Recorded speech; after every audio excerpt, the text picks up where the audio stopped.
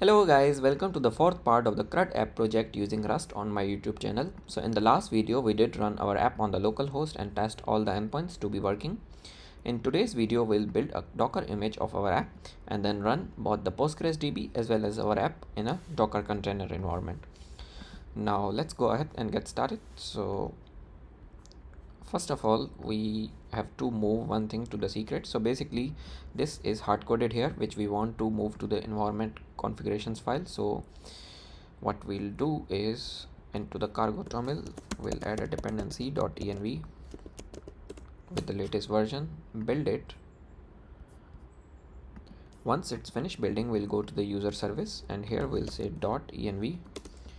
Okay, and move this from here into a conf file or environment file. So we'll create a directory, we'll name it conf.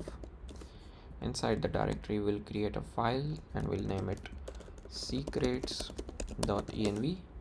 Here we'll name this as database URL and move this here, save this file, and here we'll say let URL is equals to env variable, pass the name. If we don't find it, then we raise an error, we say expected database URL. Once this is done, we will pass our URL here. So basically we can manage the database URL on fly instead of hard coding here. Now this is done. Now we have to add a Docker file, so I already have it. Now let's add the code to build our image. So we'll say Rust latest as the base image, what directory as user src app, and copy all the source code. After that we will do a run cargo build and the release, and once we run the image we'll want to run cargo run --quite. So this part is done. Now let's go ahead and build our image. So we have our Docker file here. We'll do sudo docker build and tag as, let's say CRUD, and tag as latest. So let's wait for this to complete. So once our image is built, we can check docker. Let's first clear this and do docker images. There you can see our image. I know the size is little high, but we'll learn how to optimize your Docker image in a different series. But for now, we have our image ready. Now let's add a docker compose file to basically run our Docker app, our app in the Docker container as well as the PostgresQL. So we'll name it the directory as Docker. Inside the Docker directory, we'll add a file and we'll call it docker-compose.yml. Now here, first of all, we have to add a version. We'll use 3.8. Services, first service is Postgres, so we want to run our Postgres in a container. Image Postgres latest and ports as 5432, bind to 5432. Once this is done, we'll use the environment to pass some environment variable. First is Postgres user, and we want to name this as Postgres password, I don't know, maybe ABC123, and Postgres DB as info-db. So basically our when we tested last time on the local host, we had our Postgres on our machine, but now we want to run Postgres in a Docker container as well as our app. So this will create a info-db, and these are our credentials. Now let's go ahead and add the second service that we have for the day, which is Rust app that we have, and the image is CRUD and the tag is latest. Once we do that, after that let's add the ports, and we'll bind the ports on 3000 both side. So this internal 3000 you see is this one, and outside basically this app will be accessible on port 3000 when we hit from localhost. And now we'll pass an environment variable which we are using here in this file, which is secret env file, and the environment variable is database URL. So let's pass the, and we'll say postgres SQL postgres as the username, abc123 as the password, 8 postgres 5432, and finally our name of the DB, which is info.db, which is here.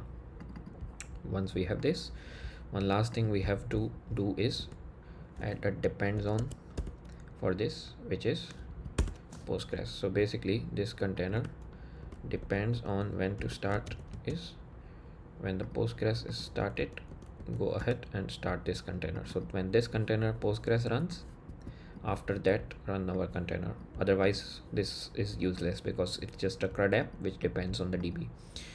Now one last thing is, because when this instance runs, there is only this new database info.db, there is no users table, so our queries will fail. So let's add a script to add queries when the database runs. So we will add a file and we'll name it Init.sql. I think I added an extra I, so let's remove it. Okay, we have it. And now first of all we'll say /c to connect to info.db. Once we are connected, we'll say create table if not exists users is the name of the table, and then add the columns. So first of all is id, serial, primary key. Second is name, which is VARCHAR 255. Occupation VARCHAR 255, and email as VARCHAR 255, and finally we have phone as VARCHAR 255. So we have all the columns added and we are connected to the DB. Now let's use this. So what we'll do is, here in our environment we'll add volumes after environment, and we'll say Init.sql docker-entrypoint-initdb.d /init.sql. in it make sure to have these naming correct, as otherwise it will just fail to run. Init.sql and initdb, I think we are good. So save this and let's go to our terminal and try to run this. So first of all we'll do cd to docker to move to this folder.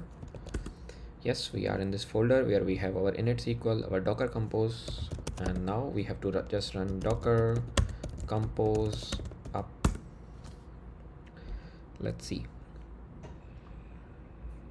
it's pulling Postgres because we don't have Postgres image on our local, so it will go in and pull the Postgres image from the repository, docker repository, docker hub. Okay, so let's read the logs a bit. As you can see, you are now connected to the info.db database, which we are through here. So first of all, it server started, created database, connect to Postgres, and then creates the table which is inside our script. And then we go ahead and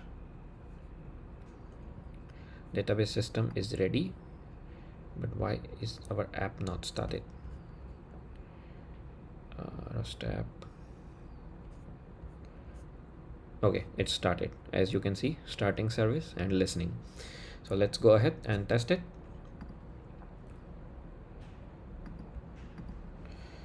So we will open our insomnia and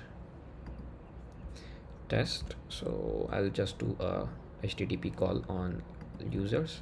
It returns empty because it's a new database, new table, we don't have anything. So let's put something, or maybe let's create a new HTTP request to post, and we'll say HTTP localhost 3000 user, and here we will pass a body JSON, and we need to pass certain fields which I don't want to write, so I'll copy from here because I already had on my clipboard.